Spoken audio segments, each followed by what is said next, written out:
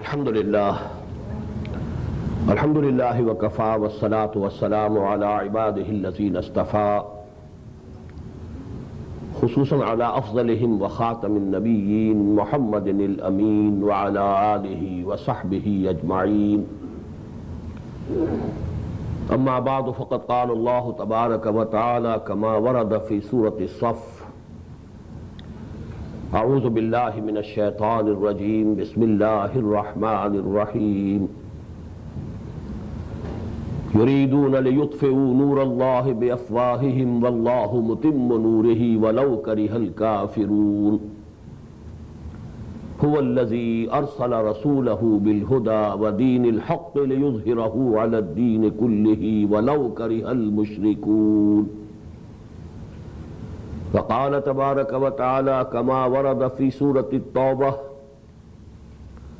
يريدون أن يطفئوا نور الله بأفواههم ويأبى الله إلا أن يتم نوره ولو كره الكافرون هو الذي أرسل رسوله بالهدى ودين الحق ليظهره على الدين كله ولو كره المشركون. صدق الله العظيم. رب اشرح لي صدري ويسر لي أمري واحلل عقدة من لساني يفقهوا قولي. اللهم ربنا ألهمنا رشدنا وأعذنا من شرور أنفسنا. اللهم أرنا الحق حقا وارزقنا اتباعه وأرنا الباطل باطلا وارزقنا اجتنابه. اللهم وفقنا لما تحب وترضى. آمين يا رب العالمين. Dear brothers and sisters and sons and daughters in Islam, Assalamu alaikum wa rahmatullahi wa barakatuh. As you must have understood, this session of our series of Quranic lectures is going to be devoted wholly and solely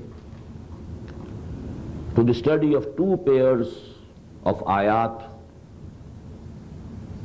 of two ayat each, one in Surat Saff and the other in Surat Tawbah. One of the ayat has been repeated verbatim, no change whatsoever, no difference, neither of a dot or a jot. The other ayah is also essentially the same. يريدون ليطفئوا نور الله يريدون أن يطفئوا نور الله. There is no difference whatsoever. والله متم نوره. Allah is determined to make His light full and complete.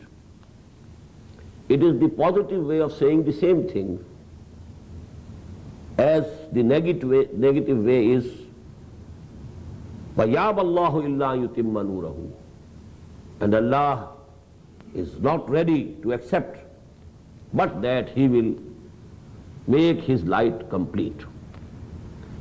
So exactly the same, essentially the same subject has been discussed.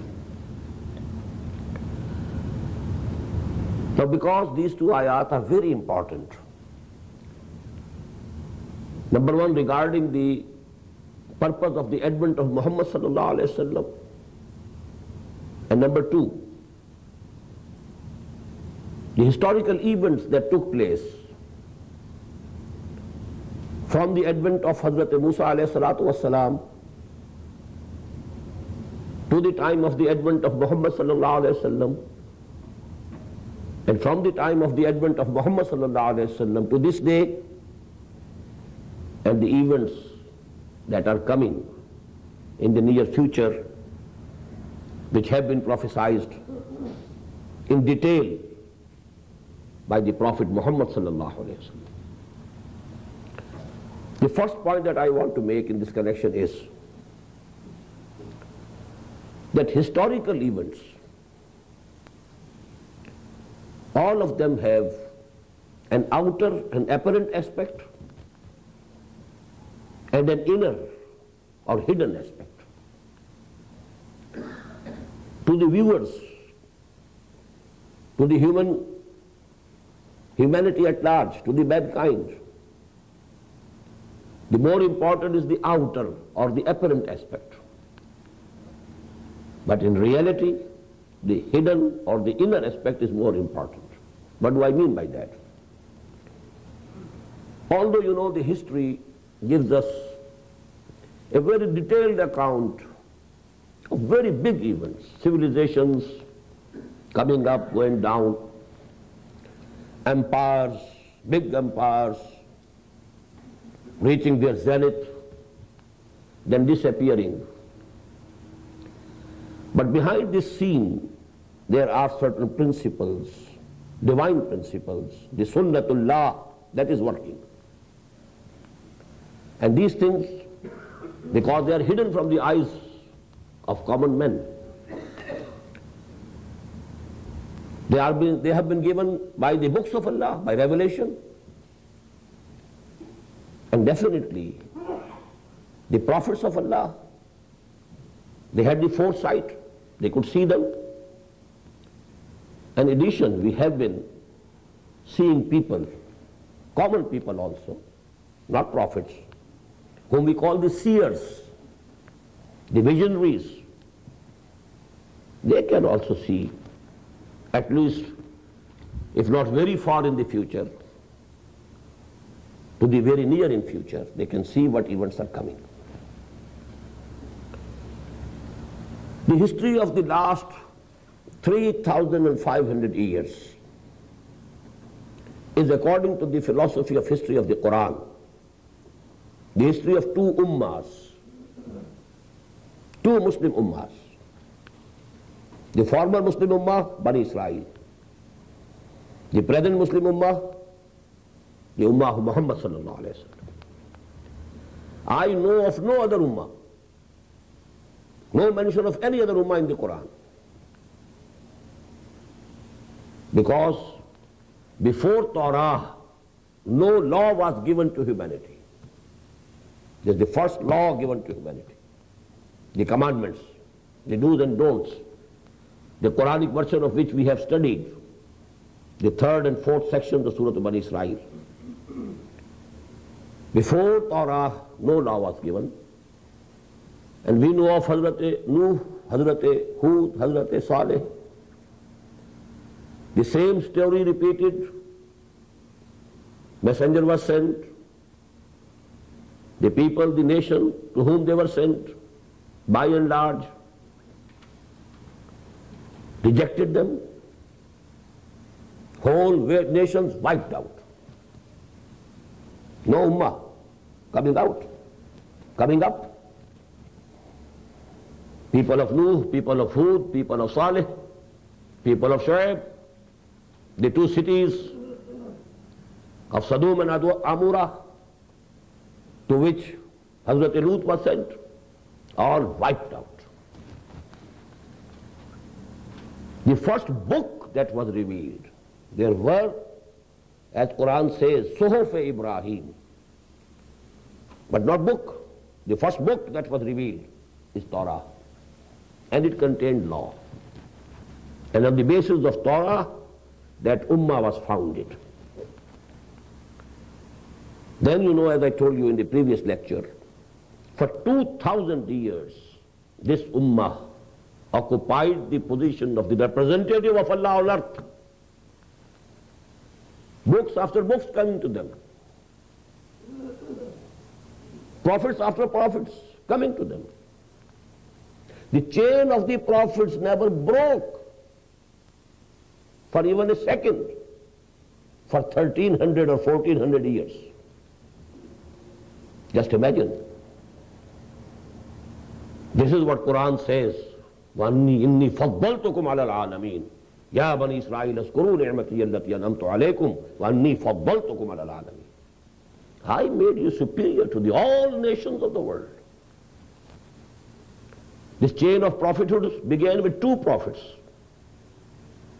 Hazrat Musa, Hazrat Harun, both of the prophets. And this chain ended again with two prophets. Hazrat Masih or Hazrat Yahya. John the Baptist, the cry from the wilderness, and Jesus of Nazareth. And in between, there's a saying of the Prophet sallallahu alaihi wasallam, كانت بنو إسرائيل تسوسهم الأنبياء كلما هلك نبي خلفه نبي. The affairs of Bani Israel were always in the hands of the prophets. Whenever a prophet died, another prophet took his place. He succeeded him. So this ummah is present till today, but in a different form that I will discuss later. But 1400 years ago, according to the lunar calendar, Muhammad sallallahu alaihi wasallam was sent. The final word of Allah, the final revelation, the final guidance, the total guidance revealed to him. And then an ummah founded. As we have seen, وَكَذَلِكَ جَعَلْنَاكُمْ أُمَّةً وَسَطًا لِتَكُونُوا شُهَدَاءَ عَلَى النَّاسِ وَيَكُونَ الرَّسُولُ عَلَيْكُمْ شَهِيدًا. Now the history of these 1400 years that have passed after the advent of Muhammad sallallahu alaihi wasallam, and the history that is now going to come, the events, it's a tie between these two ummahs. Now I want to go into some details. I quoted one hadith of the Prophet ﷺ in the previous session. عن أبي سعيد الخدري رضي الله عنه أن رسول الله صلى الله عليه وسلم قال لتتبعن سنن من كان قبلكم شبرا بشبر وذراعا بذراع حتى لو دخلوا جحر ضب لتبعتموهم. قلنا يا رسول الله اليهود والنصارى قال فمن؟ رواه البخاري ومسلم رحمهم الله متفق عليه. The highest level of authenticity of any hadith. Prophet said, O Muslims, you will also follow the trade, the path, the steps of Bani Israel, those people who were before you, hand to hand, arm to arm. So much so that if they entered the hole or burrow or den of any lizard, you will also enter it. The reporter said, O Messenger of Allah, do you mean the Jews and the Christians? He replied, who else? This is one aspect. All the mistakes committed by them, moral, legal, individual, collective, all the wrong notions that they had, all the wishful thinking that they concocted and invented, you can find in this ummah. Everything. The same idea. We are Muslims, our salvation is reserved and sure. जो कुछ भी है लेकिन तेरे महबूब की उम्मत में है. Hence, we have a birthright to Jannah. The same thing. Al-Ummatul Marhuma. We are the blessed ummah. If we look to our conditions, we are the wretched ummah. The most wicked ummah. But still we are harboring the same. We are the blessed ummah. All those things. Only one thing we couldn't do. We couldn't corrupt or make any change in the text of the Quran. And that was because Allah took it upon Himself to protect it. We changed the meanings of the Quran, the concepts of the Quran. खुद बदलते नहीं, कुरान को बदल देते हैं. हुए किस दर्जा फकीहान हरम बे तौफीक. We have done it. So that was the one aspect of this story. The other aspect that concerns more with the subject of my talk at this time. This is from Abdullah ibn Amr ibn al-As radiyallahu anhuma. Abdullah, the son of Amr ibn al-As, the conqueror of Egypt, and the governor of Egypt for a long time. Abdullah says, radiyallahu anhu, the Prophet said, لا يأتين على أمتي ما أتى على بني إسرائيل حزب النعل بالنعل. رواه الترمذي رحمه الله. On my ummah also the same conditions will befall exactly which befell the former Muslim ummah Bani Israel. Just as two shoes of a pair are like each other, similar to each other. This is the simile. Look to the literary beauty. When a pair of shoes is placed on the ground, you are looking from above, they are different. The directions are different according to the direction of the toes. But if you take the two soles together, they are congruent, so to say. No difference. Because there is a difference of time. There are apparent differences. But if you have the ability to see between the lines, you will find same story repeated, exactly as a carbon copy. Now let me give you the details. It was given by Allah subhanahu wa ta'ala in the very Torah. A warning was given to the former Muslim ummah that in your history, during your history, you will make mischief, you will go astray twice, and our worst punishment will come to you. وَقَضَيْنَا إِلَىٰ بَنِي إِسْرَائِيلَ فِي الْكِتَابِ لَتُفْسِدُنَّ فِي الْأَرْضِ مَرَّتَيْنِ وَلَتَعْلُنَّ عُلُوًّا كَبِيرًا فَإِذَا جَاءَ وَعْدُ أُولَاهُمَا بَعَثْنَا عَلَيْكُمْ عِبَادًا لَنَا أُولِي بَأْسٍ شَدِيدٍ فَجَاسُوا خِلَالَ الدِّيَارِ وَكَانَ وَعْدًا مَفْعُولًا ثُمَّ رَدَدْنَا لَكُمُ الْكَرَّةَ عَلَيْهِمْ وَأَمْدَدْنَاكُمْ بِأَمْوَالٍ وَبَنِينَ وَجَعَلْنَاكُمْ أَكْثَرَ نَفِيرًا. History of 2000 years of the former Muslim Ummah summed up in 4 ayat of the first section of Surat Bani Israel. What were those 4 periods? One period of rise, zenith, respect, honor, power, strength. Then a downfall, moral downfall, religious downfall, and worst punishment at the hands of people, other nations. Then a revival, a resurrection, so to say, a renewal of faith, again glory, again blessing, again strength, power, then again a downfall, and again mauled at the hands of enemies, put to shame, humiliation. Now count.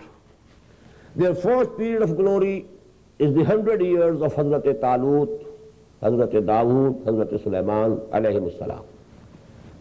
Glory, power, strength, very big kingdom. They were the superpower of this whole area at that time. Especially Hazrat Sulaiman alayhi salatu wasalam. Then came the downfall. The reason of the downfall, मैं तुझको बताता हूँ तकदीर उमम क्या है, शमशीर व सना अव्वल ताऊस और रुबाब आखिर. When the Muslims, the so-called Muslims, become used to luxuries, comforts, worldly lusts, forget Allah, start deceiving Allah, not fulfilling the commandments that Allah gave, throwing back the book of Allah. نَبَذَ فَرِيقٌ مِّنَ الَّذِينَ أُوتُوا الْكِتَابَ كِتَابَ اللَّهِ وَرَاءَ ظُهُورِهِمْ. Then punishment came. And this punishment, please note, came in 2 phases. Firstly, the northern Jewish empire was finished at the hands of the Assyrians. And later on, the bigger and the southern empire was wiped off by Nebuchadnezzar the Babylonian, king of Iraq.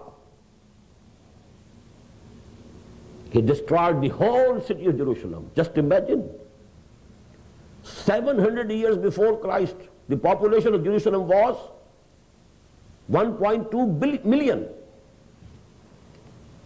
1,200,000 people. What a city. The big temple of Solomon razed to ground. Torah vanished. The box which contained the stone slates on which Torah was written vanished. From that day, they don't have it. The Tabut Sakina, which had the staff of Moses and Torah, lost them. He killed 600,000 people, Nebuchadnezzar, Jews, 600,000, and took another 600,000 to Babylonia as captives. The whole city of Jerusalem had not a single soul, and not 2 bricks were there intact. That was the devastation, that was the punishment that came to these people who thought they were the beloveds of Allah. As I told you in the previous session, فَلِمَا يُعَذِّبُكُمْ بِذُنُوبِكُمْ, if you have been so beloved to Allah, why have they been punishing you? But then a revival, a renaissance. Hazrat Uzair alayhi salatu wasalam appears on the scene, calls the Jews to repent, make tawbah towards Allah, return towards Allah. Then there was a new life. ثُمَّ رَدَدْنَا لَكُمُ الْكَرَّةَ عَلَيْهِمْ. Again a period of zenith. The Maccabi power, the Maccabi empire of the Jews, which was greater in boundaries, ground limits, than the empire of Hazrat Sulaiman alayhi salatu wasalam. That was their second period of zenith and glory. Again the same downfall. Again the same decadence. And now they were first of all mauled at the hands of Greeks. Alexander the Great, 300 years before Jesus, mauled them. They were governed by the Greeks. Later on at the hands of the Romans. And please note, in the year 70 of AD, Christian era, again the temple of Solomon was raised, because it was rebuilt. When they had returned, in the days of Uzair alayhi salatu wasalam, when they returned from Babylonia, captivity of Babylonia, they built their temple again. But for the second time, the temple was razed to the ground. And it is lying razed to the ground till this date. Keep these basic facts of that Muslim Ummah in mind. Their second phase of the degradation and fall, that is continuing. That continued till the beginning of this century. Diaspora. During the first downfall, they went to one country, Babylonia. They were all there. That is why they call it the period of captivity. They were slaves in Babylonia, in Iraq. But after the second downfall, after the year 70, for the second time, temple razed to the ground. 133,000 of Jews killed in one day by Titus, the Roman general. And they were turned out from Jerusalem, not allowed to enter.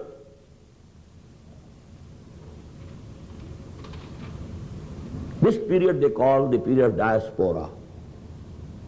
And during this period of diaspora, they were hated by every nation. Wherever they went, they were hated. Although their intriguing, methods, they could gather money, but not respect, not honor, not a single inch of land under their feet, which they could call, it is ours.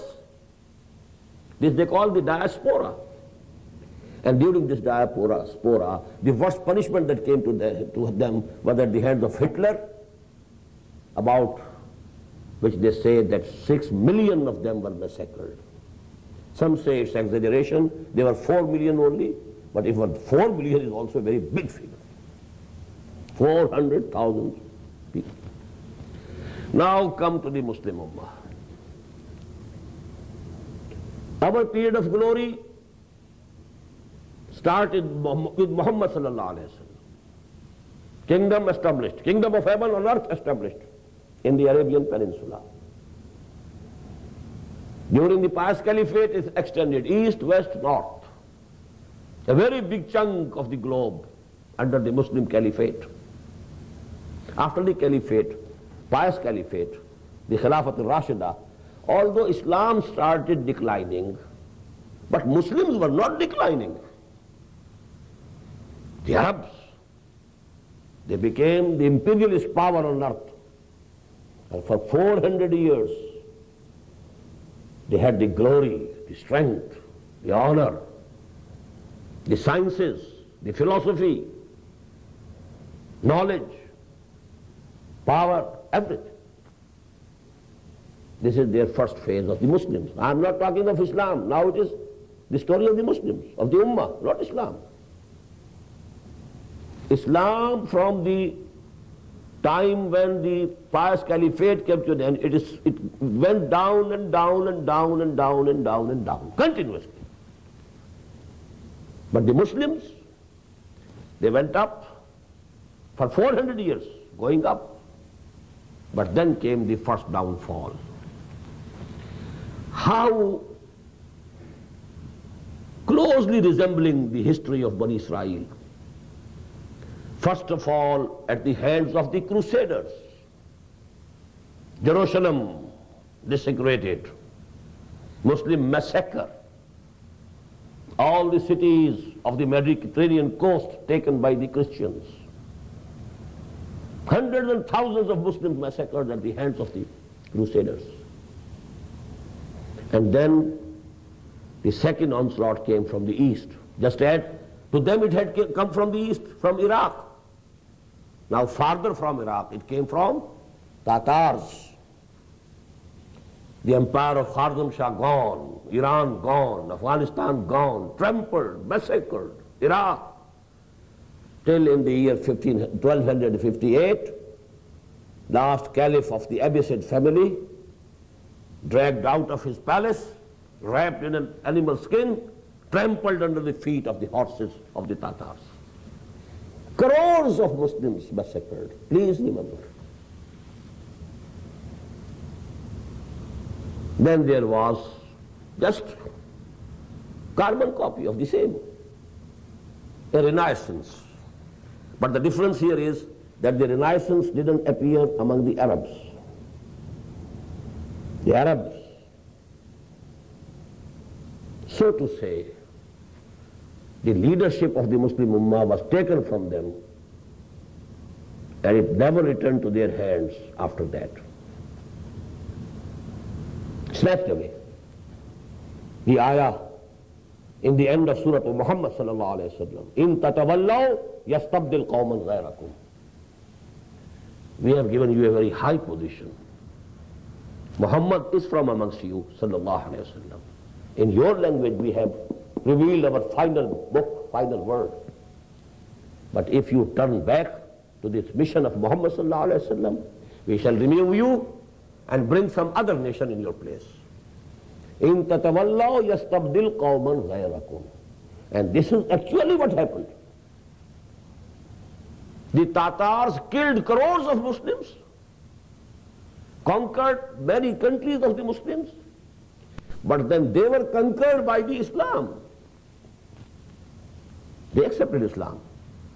And the second rise of the Muslim Ummah is under the leadership of the Turks. Turkan-e-Taimuri in India, Turkan-e-Safavi in Iran, Turkan-e-Saljuqi in Middle East, Turkan-e-Osmani in the Asia Minor, and from Asia Minor to what a big chunk of Eastern Europe and the whole of the Northern Africa, the great Ottoman Empire. For 400 years again, zenith, power, strength, glory, everything. But then the fourth step, again the downfall. And as the second downfall to the Jews came at the hands of European powers, the Greeks and the Romans, in the same way exactly, the second downfall of the Muslim Ummah came at the hands of the European colonial powers,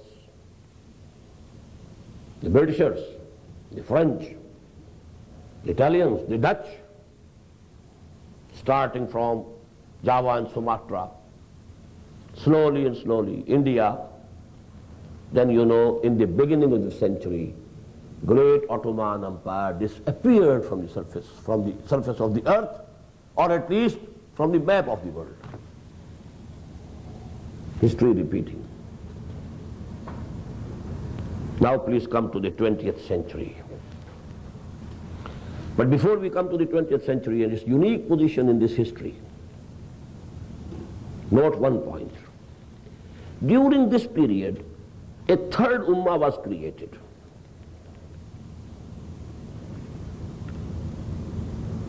It is a detachment from the Jews, the Christians.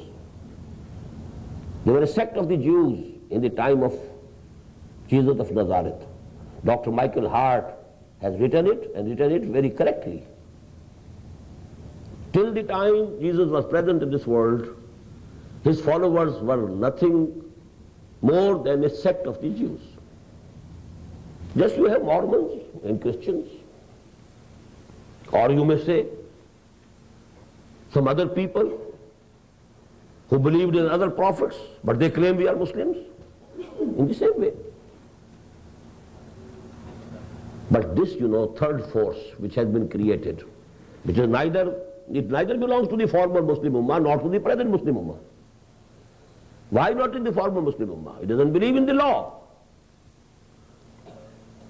They take their name from Masih, only person. They don't believe in the law of Moses. There can be no Ummah without a law. Law was abrogated. So they don't constitute a part of the former Muslim Ummah, nor they are a part of the present Muslim Ummah. They didn't believe in Muhammad sallallahu alaihi wasallam. So this is the third force, and during the last 2000 years, this is the instrument with which Allah has been punishing both these ummahs. Instrument of punishment.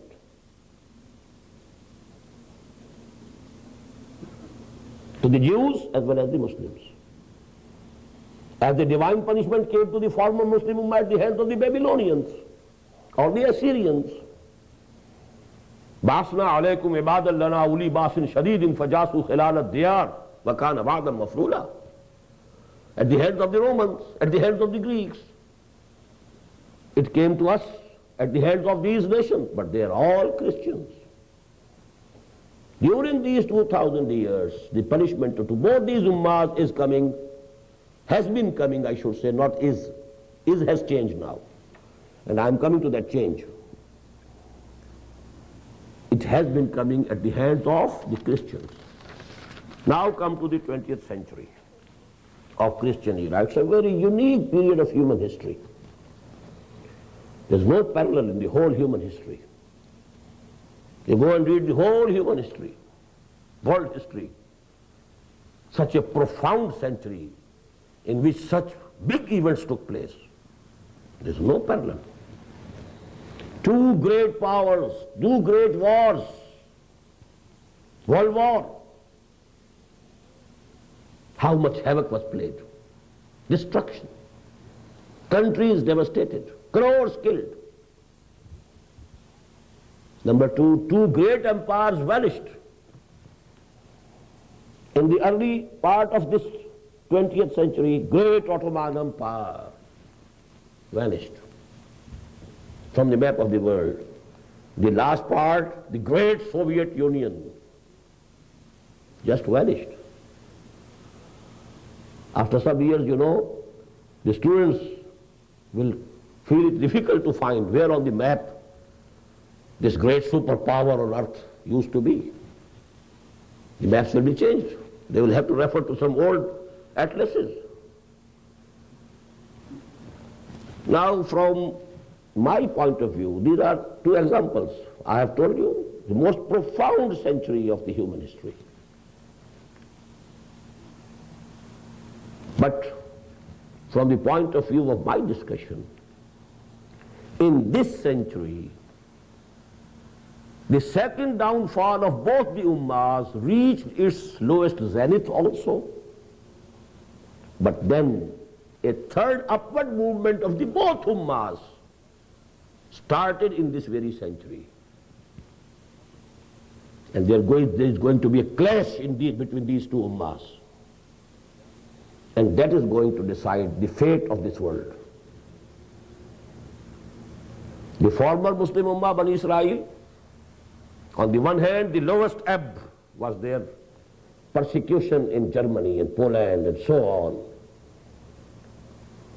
Special plants designed to exterminate them. From one side, people entering gas chambers, dying. Then they are going on belts, just like in factories. Taken on belts, butchered somewhere, then treated with some chemicals. Nothing left, no bone, no flesh, nothing of the sort, no hair. Only a foul-smelling black liquid coming out of the other side of the plant, which they used as a manure, as a fertilizer for their fields. They didn't want to spend any money on the disposal of the dead bodies, to dig the graves for such a great number of people. This is the Holocaust. But at the same time you found 1897, elders of the Zions met, chalked out a plan. Only after 20 years they could expect the declaration from Balfour that they have a right to settle in Palestine. That's the change of the tide. 1948, Israel established. First war between Arabs and Israel. Israel got more occupation. After about 20 years again, 1967, the Six-Day War. Israel expanded. Jerusalem taken. And to cut a long story short, after the Gulf War, all Arabs put to the maximum humiliation before Israel. They never wished to talk to Israel. Now they had to sit with Israel on one table in Madrid, their graveyard. 1992 is the year of Spain. Why? Because 1592 was the year of the fall of Grenada. The washing off of the Iberian Peninsula of Muslim souls and Muslim culture completed. 500 years later, 1992 became the year of Spain. World Olympics held there. And the peace talks between Israel and Arabs started from there. And now you know what is happening. Internally they have recognized. They are talking to them. But talking to them means they recognize them. They had their Treaty of Huda, they have already had it. Their great victory of Huda, they have had it. Now this is the rise of the former Muslim Ummah. At the same time, a rise started of the present Muslim Ummah. After the First World War, that was the lowest ebb. When great Ottoman Empire vanished, and the great kingdom, one historian has written, it will go down in history that the great empire built by Omar the Great was torn into pieces by a British colonel, Lawrence. He instigated the Arabs to stand in revolt against the Turks. Otherwise, great Ottoman Empire was still, although it was the sick man of Europe, but it was till that day very strong for the Europeans. Had not been there the Arab revolt, the Ottoman Empire would not have vanished from the map of the world. One colonel, and he brought about that miracle. So actually, at that moment, I recall a hadith the Prophet said once, يُوشِكُ أَن تَدَاعَ عَلَيْكُمُ الْأُمَمُ. A time will come, I fear, when the nations of the world will invite each other on you. Just as a person who has prepared a feast after, putting the meals on the table, he invites people to come. In the same way, nations of the world will call each other on you. The Sahaba were astonished and they asked, Amin qillatin nahnu yawmaidin ya Rasulullah. O Prophet of Allah, will in that time we shall be reduced very much in numbers, that this fate will come to us? He said, no. Bal antum yawmaidin kaseer, you will be great in numbers. As we boast, we are more than 1 billion today. وَلَكِنَّ فِيكُمْ وَهْنٌ. A disease will appear in you, spread in you. It is called wahn. Wow, hard, noon. Then he was asked, Mal wahnu ya Rasulallah.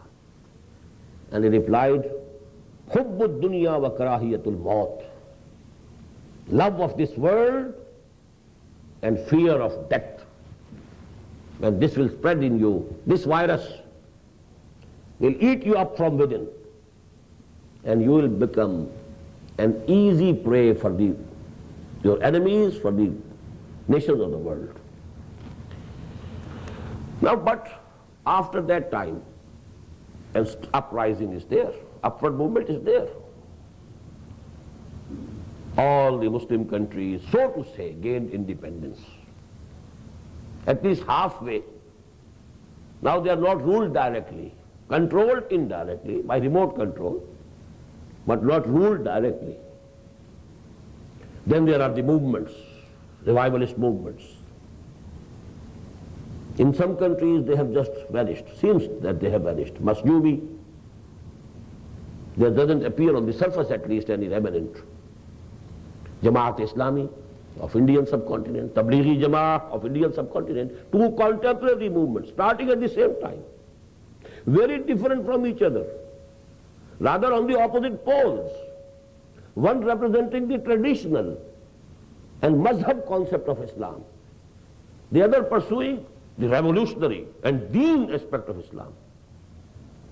But they started at the same time.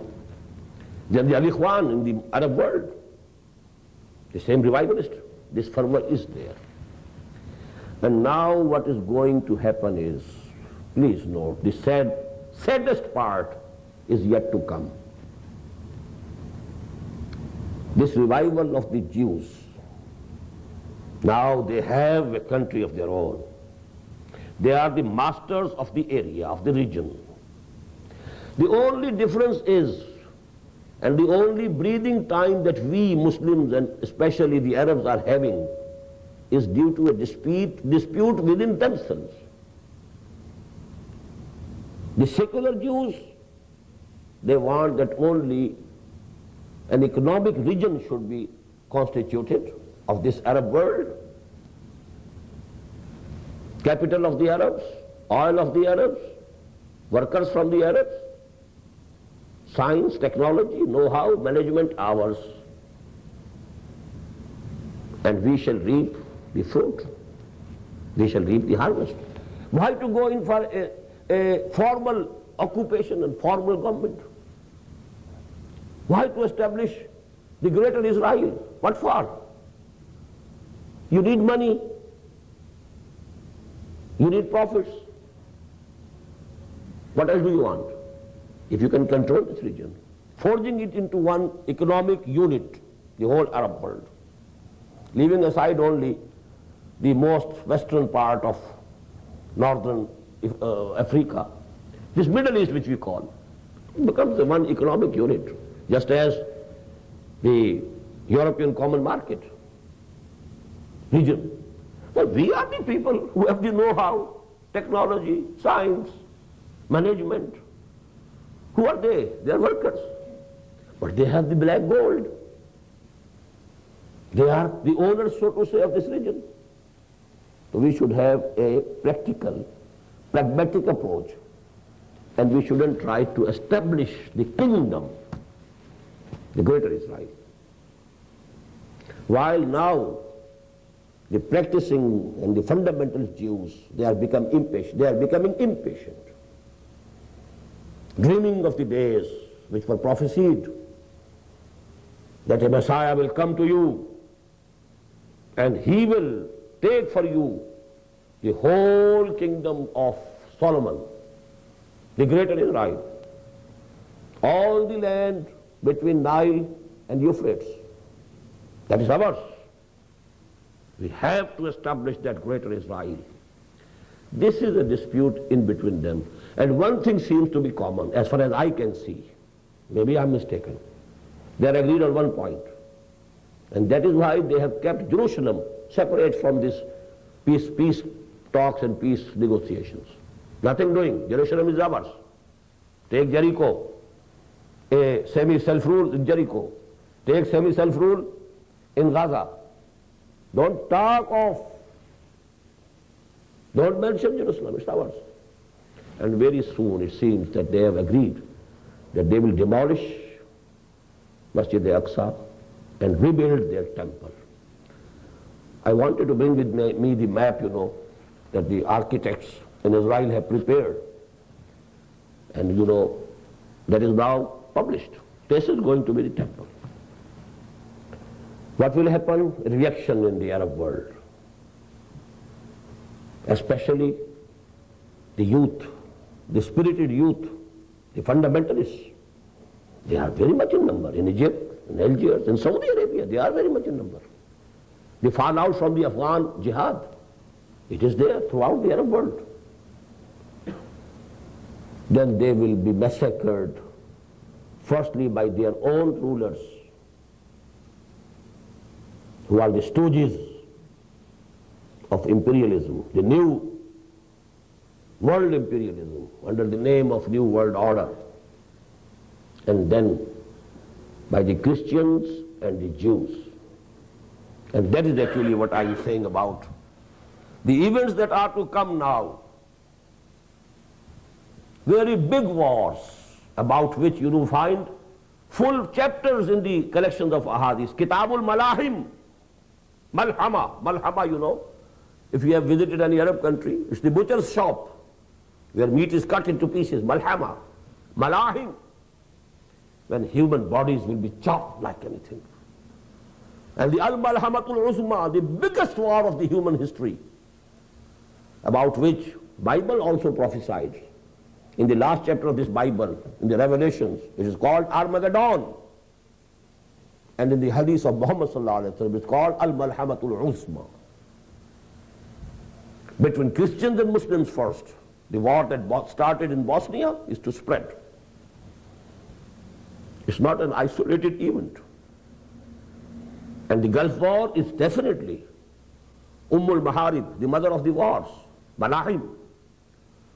Then at one place, someone will appear on the scene, a Jew who will say, I am the Messiah. No, nothing doing, we have to establish our great Israel. Then there will emerge from the Arab blood also a leader who has been named Mahdi in Hadith. But there is a difference in Mahdi, in which the Shiites believe, and the Mahdi about which our Ahadith have prophesied. According to their Aqidah, it is their 12th Imam, who is in hiding. For the last 1200 years, he is in hiding. He will appear. And what we believe is that when this turmoil will begin, and when it will be at its zenith, this process will throw up a personality, a leader, and he will lead the Muslims against the Christians first and the Jews later on. And then Hazrat Masih alayhi salam will descend, and at his hands actually that Dajjalul Akbar, Al-Masihud Dajjal will be massacred, and then the system of caliphate will be established. Now these are the events. But please note, let me quote here 2 ahadith, rather 3. Number 1, it is from Nu'man ibn Bashir radiyallahu ta'ala anhu, and it has been included by Imam Ahmad ibn Hanbal in his Musnad. The Prophet counted 5 periods from his time till the ending of this world. تَكُونُ النَّبُوَّةُ فِيكُمْ مَا شَاءَ اللَّهُ أَن تَكُونُ. Nabuwah will remain with you so long as Allah wants it to remain. That is, I will remain with you. ثُمَّ يَرْفَعُ اللَّهُ إِذَا شَاءَ يَرْفَعُهَا. Then Allah will lift it. That is, I will die. Second period, ثُمَّ تَكُونُ خِلَافَةً عَلَى مِنْهَاجِ النُّبُوَّةِ. Then there will be a caliphate in the footsteps of Nabuwah, exactly on the pattern. The system will be the same, exactly the same. فَتَكُونُ مَا شَاءَ اللَّهُ أَن تَكُونُ. It will also continue as long as Allah wants it to continue. ثُمَّ يَرْفَعُ اللَّهُ إِذَا شَاءَ يَرْفَعُهَا. Then Allah will lift it away also. ثُمَّ تَكُونُ مُلْكًا عَاضًا. Then there will be a period of kingdom, cruel kingdom. عَضًّا يَعُضُّ, biting kingdom. The kingdom of the Muslim monarchs, the Umayyads and the Abbasids and the Mughals and the so on and the Ottomans, they will be Muslim. Then the 4th period, ثُمَّ تَكُونُ مُلْكًا جَبْرِيًّا. Kingship with slavery. That was the 4th period. That has half ended. Direct rule gone, indirect control remains. ثُمَّ تَكُونُ, he said, ثُمَّ تَكُونُ خِلَافَةً عَلَى مِنْهَاجِ النُّبُوَّةِ. Then again a period of khilafah عَلَى مِنْهَاجِ النُّبُوَّةِ will come in this earth. And the Ravi says, ثُمَّ سَكَتَ رَسُولُ اللَّهِ صَلَّى اللَّهُ عَلَيْهِ. After that, the Prophet remained quiet, kept quiet. That will be the end. That will be the zenith of this world. Second hadith, it is from Hazrat Sawban radiyallahu ta'ala anhu. And it is included in the Sahih of Imam Muslim.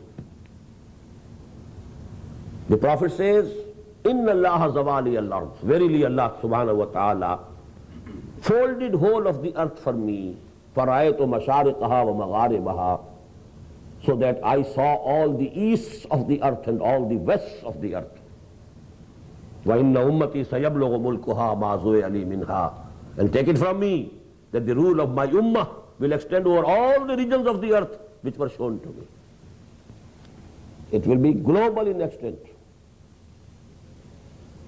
Third hadith from Hazrat Miqdad ibn al-Aswad radiyallahu ta'ala anhu, reported by Ahmad ibn Hanbal rahimahullah.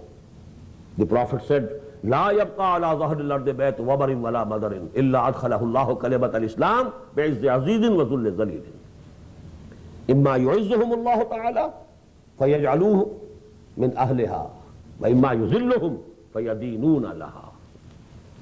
يقول الراوي فقلت ويكون الدين كله لله. I am translating it hurriedly. The Prophet said, there will not remain even a single home, house on earth, nor a single tent in which Islam will not enter. But this entry of Islam into every tent and every home will be in either of the two ways. Either the owner of the house will accept Islam and Islam will enter his home, honoring him also.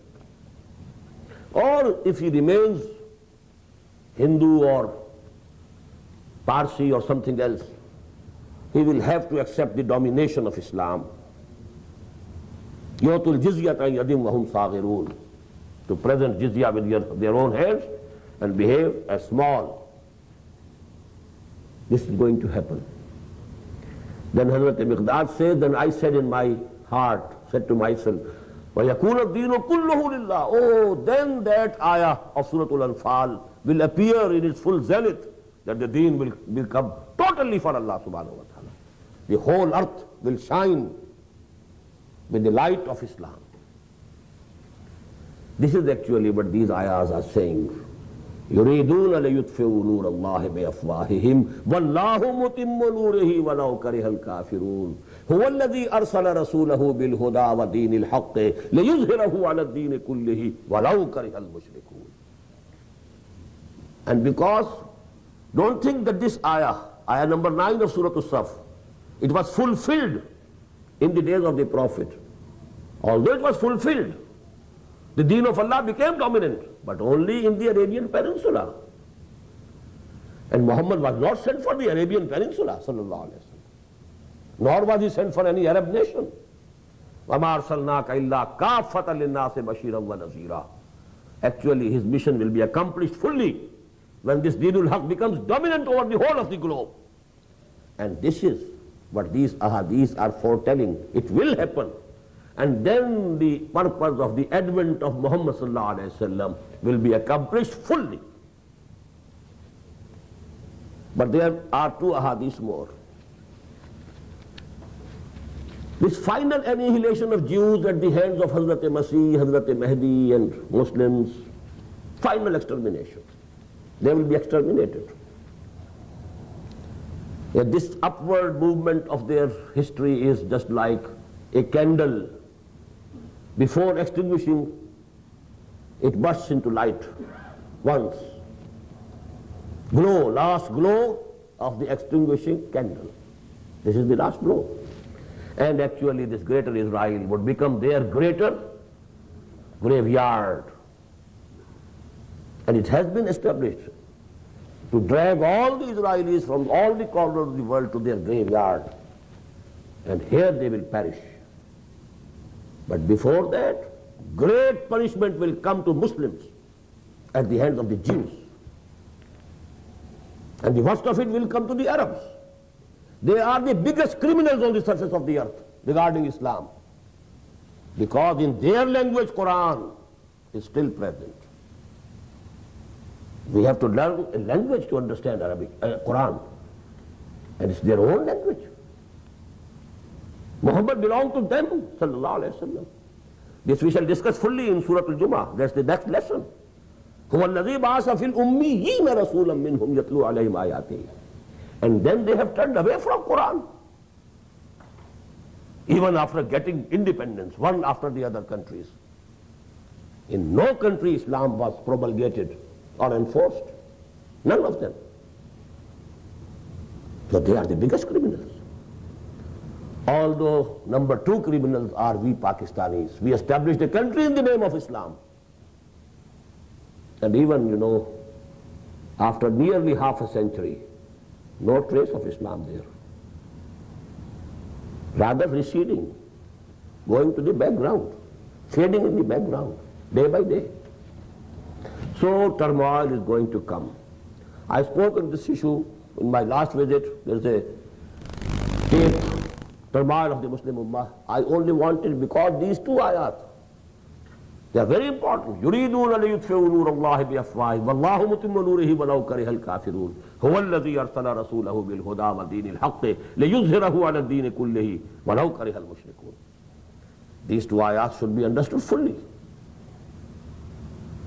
And actually the 2 ahadiths tell, it appears that first of all, before the emergence of Mahdi and the coming down of Hazrat Masih, in some eastern country, Islamic State will be established.